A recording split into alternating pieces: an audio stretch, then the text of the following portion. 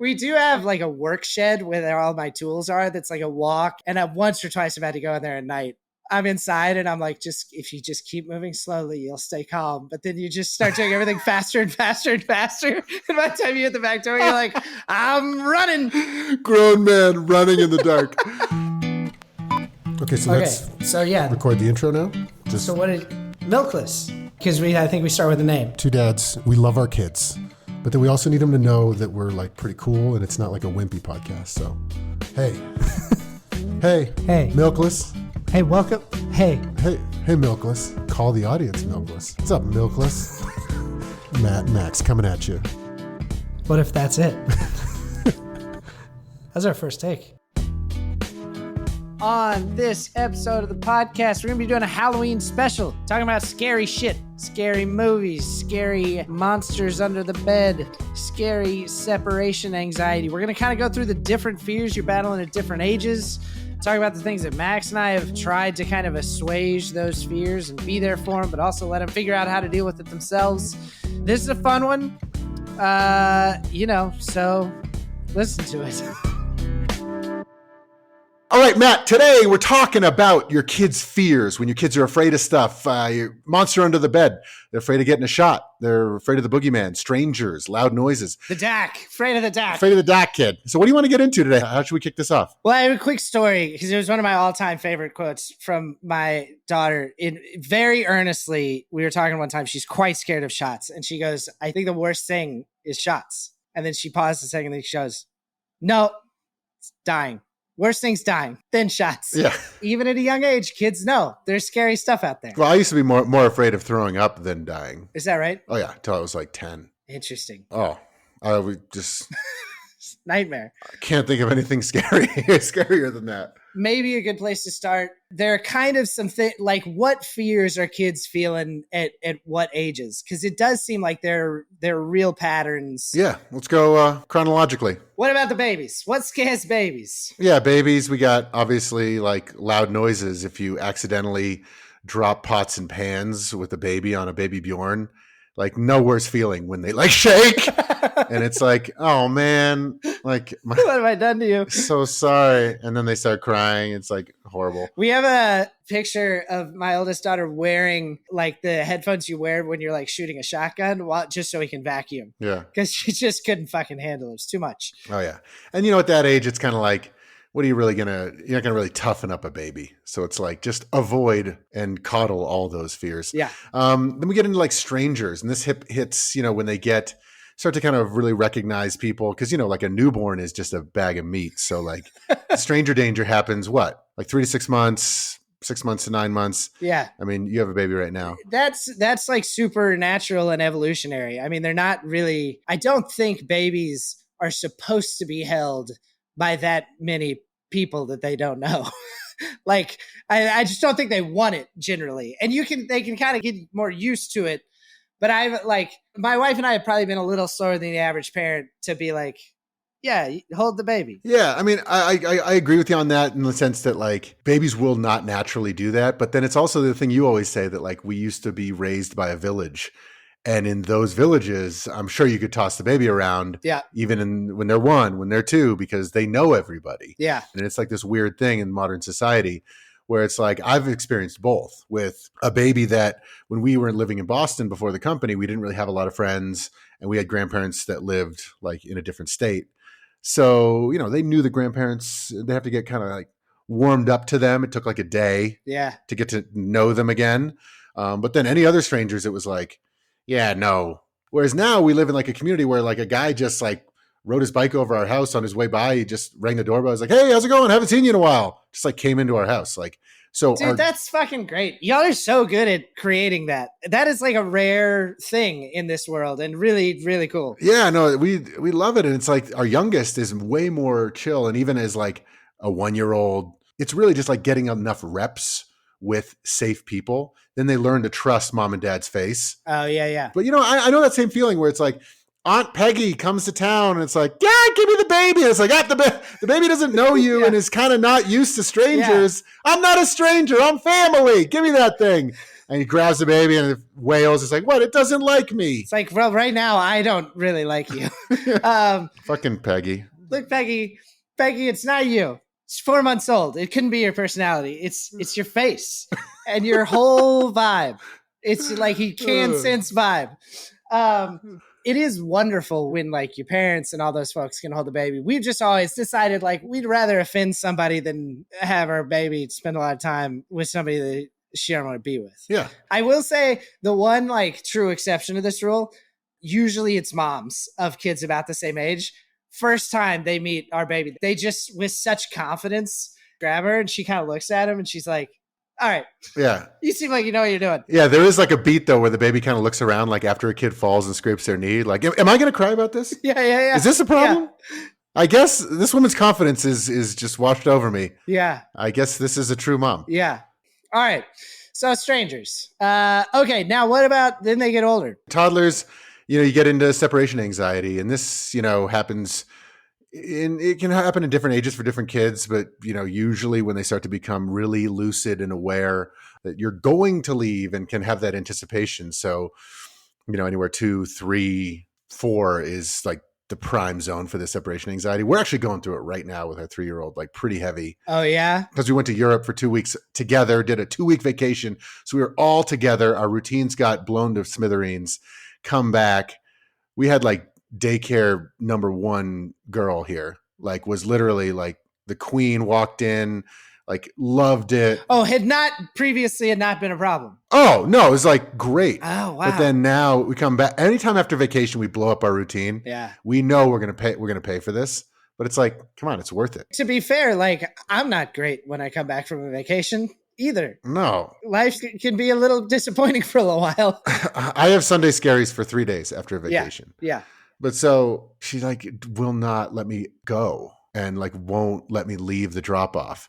And it's just so sad, when they say stuff like, I love you, I just miss you. Don't go.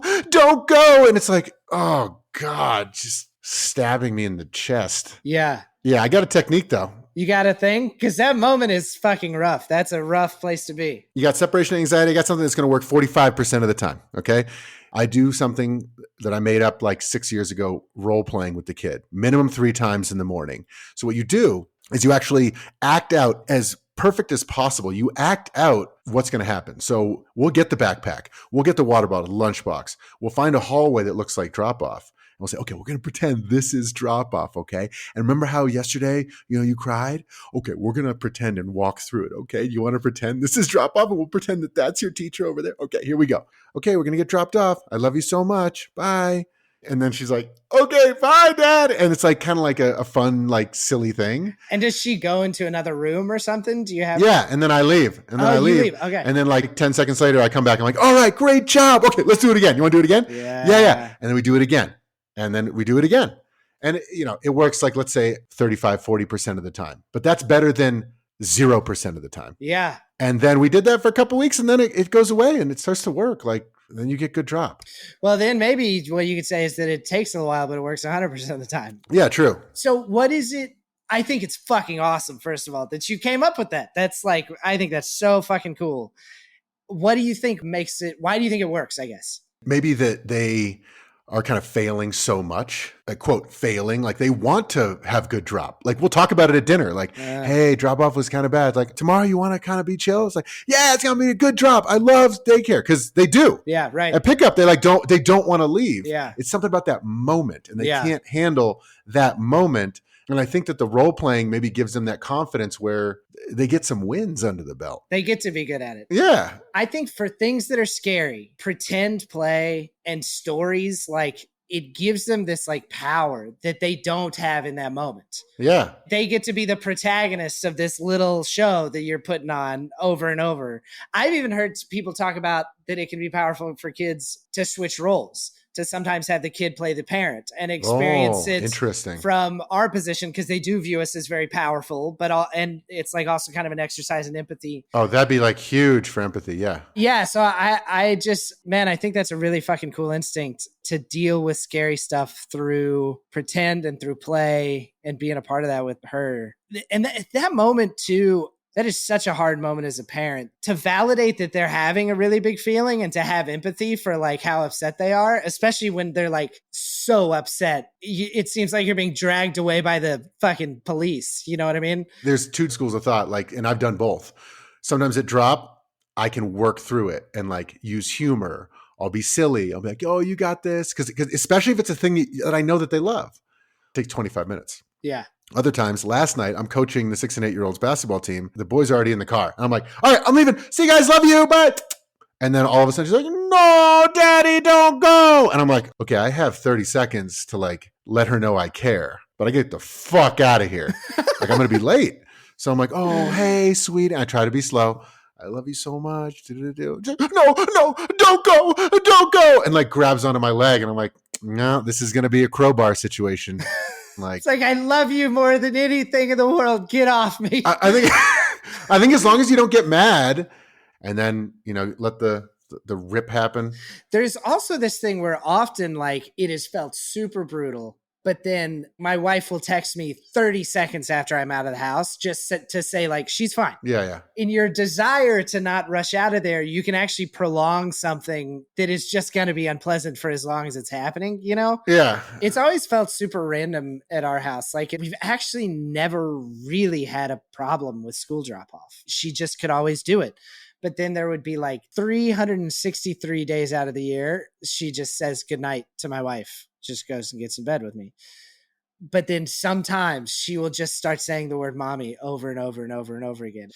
And it's brutal. Yeah. And there is this thing where when I feel that coming on, I'll be like, okay, let's just get back to don't look at mommy. Don't look at mommy. Just get back to like you don't any triggers. Don't look it in the eyes. Yeah. She's like, Daddy, we didn't brush our teeth. Fuck your teeth. We got to get out of here. We're fucking the teeth tonight. Yeah. It feels hard because it feels so brutal to just leave when they're upset. But sometimes it feels like I'm not solving this being here either. These daycare providers, they know what's up. Just go. Yeah. Just go. And if you start to communicate that you're having a really hard time, then it just works them up even more. If they see that you're like not regulated, then they're going to be like, oh shit, dad's freaking out. Well, I really got something to worry about here. I think the key here is validate the feelings. That's a totally normal feeling.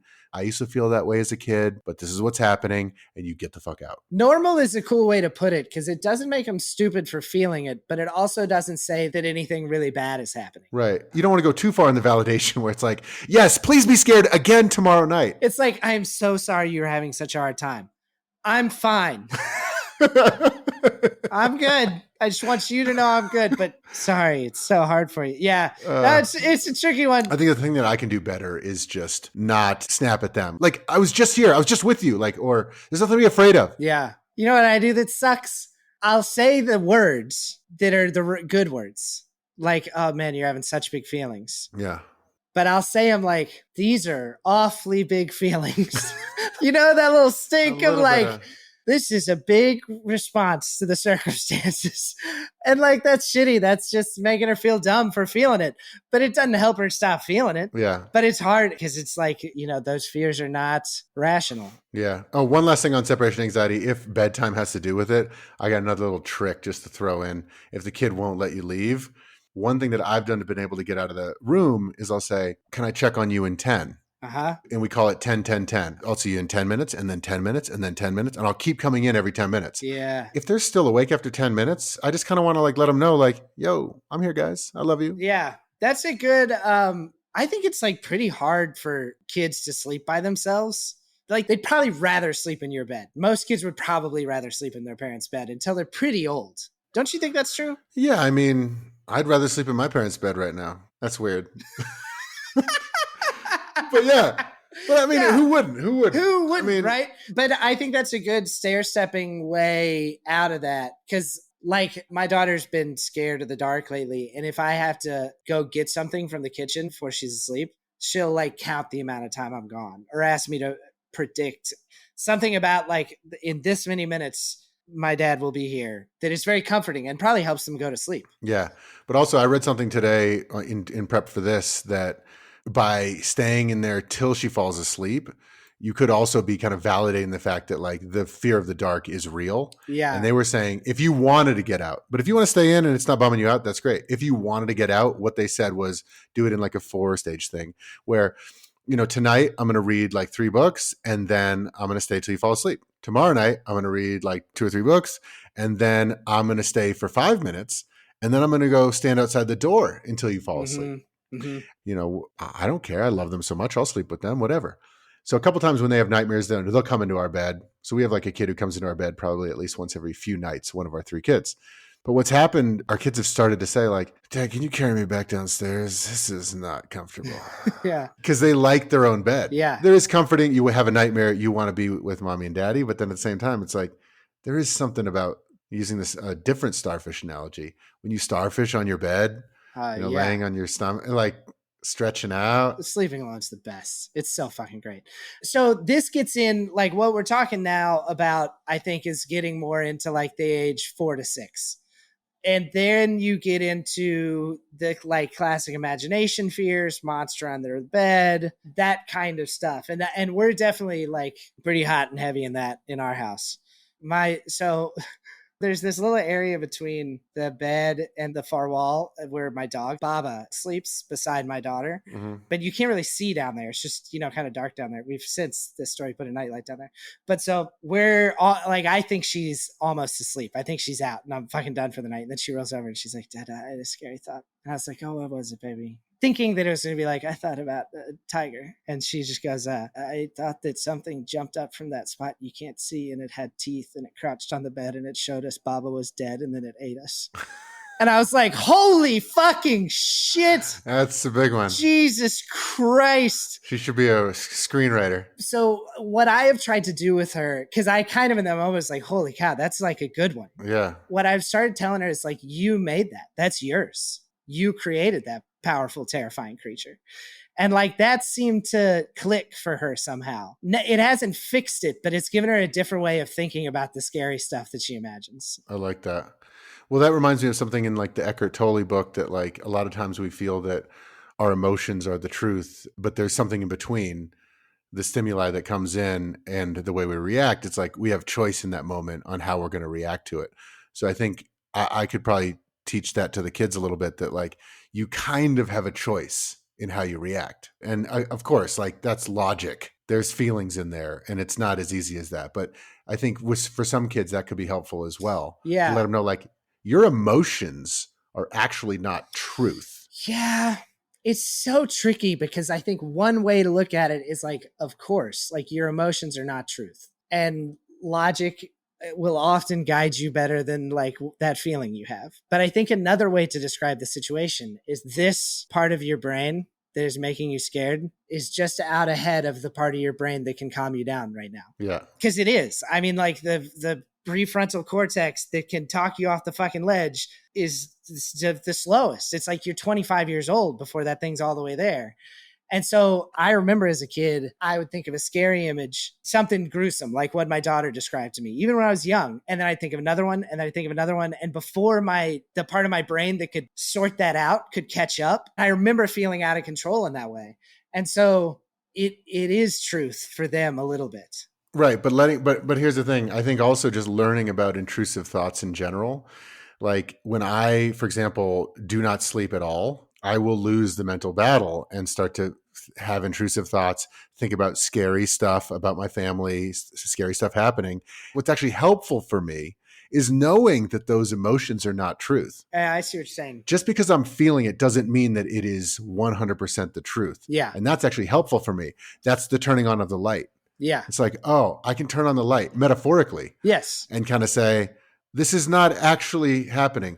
Sometimes you actually need an outside stimuli of like turning on the light. That stuff is so interesting. I feel so much empathy for my daughter when she feels scared like that. Yeah. And so my instinct is to just like be there. And I don't think that's a bad instinct, but I think I could be doing more to like teach her and like give her some tools and like just put her in the driver's seat a little bit, And having an older kid, it persists even older, especially because if you're watching like more adult movies, scarier characters. So I'd say even 4 to 8. 4 to 8. Yeah. Well, and all these ages are like, every kid's different. So it's always like a little bit oversimplified, right? But then at some point, like more real world fears start to creep in more. Yeah, I'm more talking about, yeah, they're afraid of bad guys. So real world. Right. So it's still imagination, but it's not quite the monster under my bed. It's like, Yeah. or what if I get like really sick or something, maybe. They're afraid of people breaking into our house. My daughter was probably 3, and she woke up and came and found me. And so I was closing up the house for the night. And my daughter says, "What are you doing?" I said, "I'm just making sure all the doors are locked." And she just pauses for a second and she just goes, "So no one comes in." Oof. And I was just like, they know.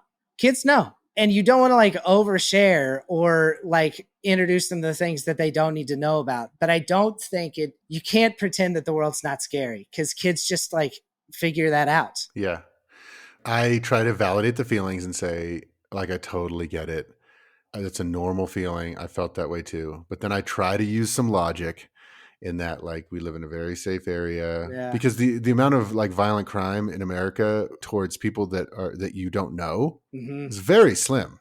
Well, it's interesting. I think like I have a weird relationship to this because it did happen to me. It did. That is wild. I've talked about this a little bit before, but I have a pretty intense family history with a guy breaking into our house. So how do you even, like, are you afraid at night? Because I'm kind of afraid at night sometimes. That's why I don't watch like rapey documentaries. Look, dude, I think there are not that many adults that aren't a little bit scared of the dark. Like, the dark is scarier than the daytime. Like, do you have to take the trash out? Yeah, I go outside at night. Yeah, I go outside at night too. But it's like, if I'm like exhausted and I just watched a rapey documentary, like, I will probably run back from taking the trash out. Yeah. We do have like a work shed where all my tools are. That's like a walk, and it's kind of tucked away, and it's just fucking black in there. And once or twice I've had to go in there at night. And there's that thing where I'm inside and I'm like, if you just keep moving slowly, you'll stay calm. But then you just start doing everything faster and faster and faster. And by the time you hit the back door, you're like, I'm running. Grown man running in the dark. I do think, not to be too serious, but I do think there's a part of me that like never feels as safe as some people probably feel. And how old were you when that break-in happened? 7. Yeah, that's rough. It was just so random. Like, I was sitting watching basketball with my dad and my brother, and then I looked up and there was a guy there with a knife in my house that I'd always lived in until I went to college. And so there was like this idea that like suddenly something scary can just happen is real for me. And it's super fucking real for my daughter. And I feel like I gave that to her somehow, and I hate it. Well, you know, it's also hard for you as a parent is you can't say, like, I kind of sometimes speak in hyperbole a little bit, and you could say like that, like, quote, never happens, but never is a hyperbole to imply 0.001%. But from your personal experience, like, you can't really say never. Yeah. Like, Jesus. Yeah. You always double down on 11. Well, obviously not always. Oh man. But yeah, so last night, actually, because I was thinking about this episode in preparation for it, one of our kids was afraid of bad guys. Everything in my research for this episode is you want to validate the feelings, but you don't want to make them like too validated, because they need to be able to find their way through these fears themselves. Yeah. You can't solve all their stuff for them. So that's where it was like, okay, what are some tricks you can do? You know, sometimes you get really scared and then it gets too much, and it feels like it's going to blow. He's like, yeah, that happened. That's why I came and got you. Yeah. I'm like, okay, are you scared right now? He's like, a little bit. I'm like, turn on your side light. He turned it on. I'm like, are you still scared? He's like, not at all. Yeah, interesting. I'm like, okay. So that's a cool trick that you can do now. Okay. Yeah. If you ever start to lose the battle, flick on your light. Yeah. What are some other things you can think about? Sometimes you can, and this is something I do, I don't know if this is correct. If I'm ever getting scared or getting stressed, I'll try to drown those feelings and thoughts in positive feelings. I'll think about things I love, you guys, vacations, skiing, mountain biking. And if I'm winning, then I can win that battle. Mm-hmm. Sometimes I lose it. Okay, fine. I'll turn the light on. Mm-hmm. Turn the light on, go pee, have a glass of water, try again. Like, I think that the goal is to validate the feelings, but try to give them coping mechanisms so that they can work through their fears themselves. Yeah. Yeah, that's it. To use the classic example of like the monster under the bed, you can get out and you can look under the bed and you can turn on the lights and you can get a flashlight. And then as soon as they're back in bed, they can still be scared. Right. You're trying to give them the tools to cope with that, right? Ultimately, what you're trying to do is to give them the tools to calm themselves down. But really, at least in the moment, the only thing you can do to really help a kid who's scared about the monster under the bed is to help them feel calm. Yeah. Like whatever you're doing to help them in their body feel calm. Yeah. That's the thing that's going to let that little part of their brain that's working to catch up do its thing. But if it's something you want to work on long term, you could do one of those techniques of like, yeah, I'll help you feel calm from outside the door. You almost like take one step away. Yeah.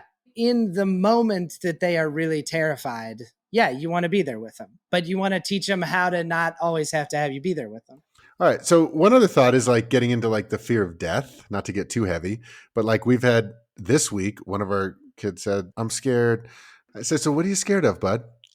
And he goes, I'm afraid of dying someday because then once you're dead forever. And I actually remember when I had like a night where I was terrified of dying. I was probably 8. I remember like crying with my mom that it would happen someday. And what she said, and I think it really worked for me, was like, that is so far away. Mm-hmm. I've lived what feels like 1,000 lives.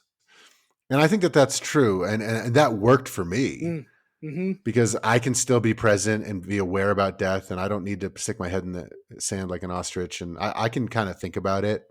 And I'm not stoked about it, but I'm not like super freaked out about it. And I think that that's something that really helped me.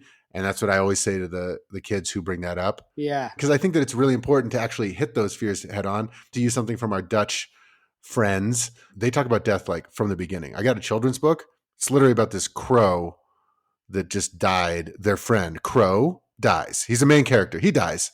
And then they're like, yeah, is he sleeping? It's like, no, hey is dood.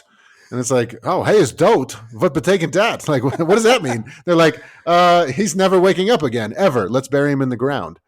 It's like, shit, this is in a children's book for 3-year-olds? Yeah. So it just becomes normal. I still got a long way to go in getting comfortable with the idea of death. But my wife's family are like ranch people. Mm-hmm. And so cows die and dogs die and they have sex with each other and then babies are born and you go out there and sometimes the babies don't make it. And so it's just a part of it. Like you can't avoid talking about death.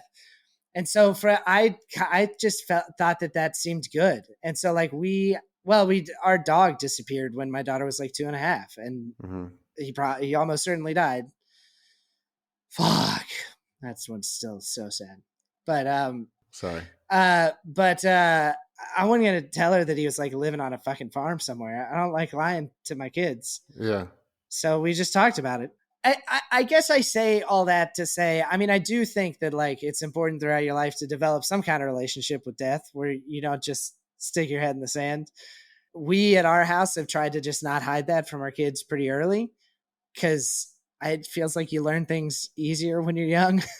Yeah, it's just like a language. I mean, honestly, like I know people who didn't learn that they were going to die till they were older and it freaked them the fuck out. Yeah. At least you knew it your whole life. Yeah. Anyway, I think that's a good gift to give kids. Again, we're getting a little heavy here, but like if we can work through it ourselves and then also give that to our kids by the time they're 18, what a gift. And maybe it's a thing too. I mean, like, you know, I think your relationship to it develops your whole life because as you get older, it like means something different, you know, and then you have kids and the idea of death feels different.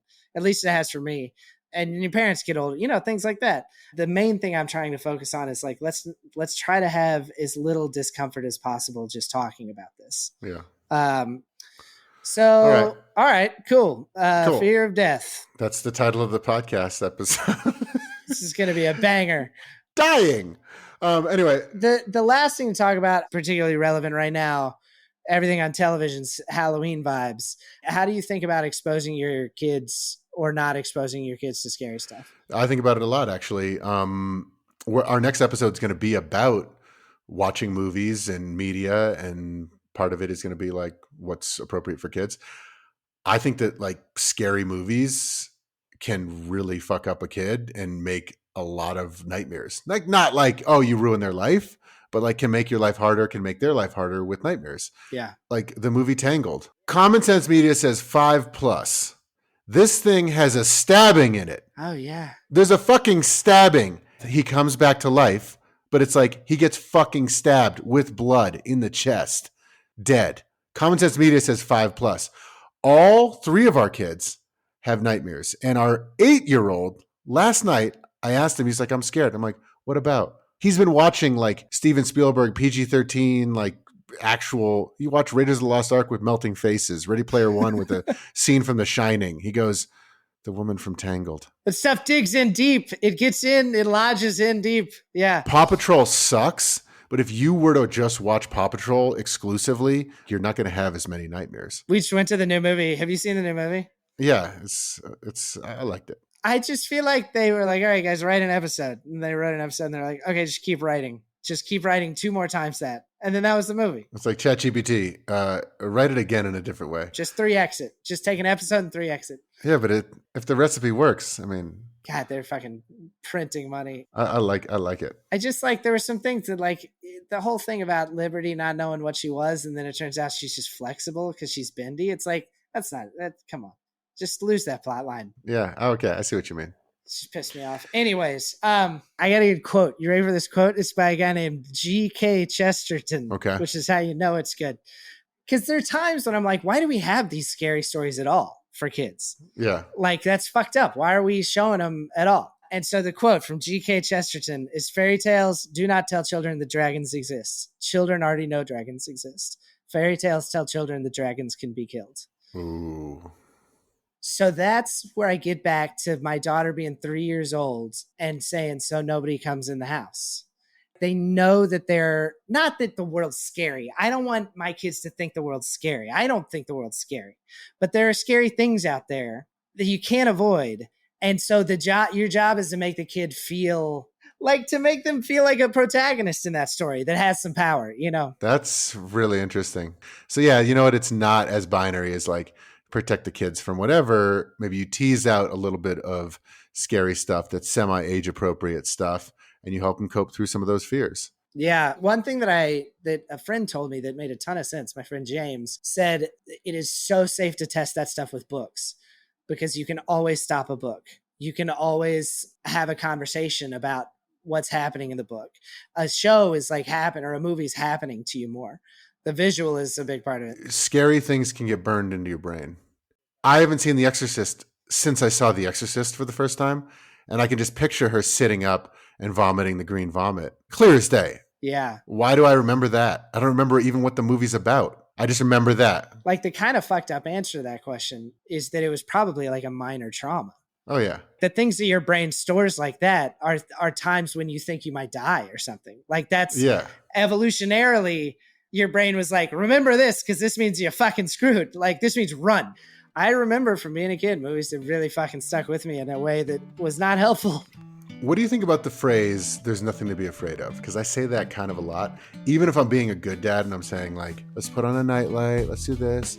But then I do say, there's nothing to be afraid of. I think that's good, because I'm not like, I'm letting them know that it's safe. In a way, I'm trying to say, it's safe here. Yeah. My version of that is I say, you're safe in this house. But to me, that sounds scarier. It's like, safe from what? I think you're hearing it wrong. I just whisper it over and over in her ear, like, you're safe in this house. You're safe in this house. Really calms her down. Oh my God, that's so horrifying. As you cock the shotgun. You're safe in this house. Oh my God. Brutal. Yeah, I don't know. Maybe it's creeping her out. I'll ask her if it's helpful. I should be good to ask her if it's helpful. You want to do one practice? Yeah. Yeah, okay, here we go. Pretend this is the car. Okay, go in your car seat. Okay. No, I'm in the booster. Okay, in the booster. All right, love you. All right, bye. How was that? Was that good? Want to do it one more time? It's okay. Okay, we're going to try that practice for real this time. No. This way. Oh my gosh, it's cold out. Silly daddy. All right, love you. Yes.